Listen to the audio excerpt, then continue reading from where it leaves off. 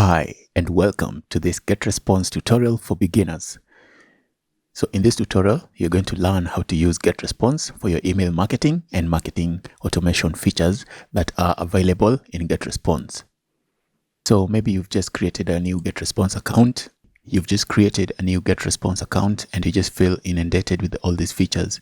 You don't know where to start, you don't know what to do, and you may feel discouraged. But don't feel like that, because by the end of this tutorial, you're going to learn how you can use these features and you're going to see how you can utilize each of them in your email marketing agenda.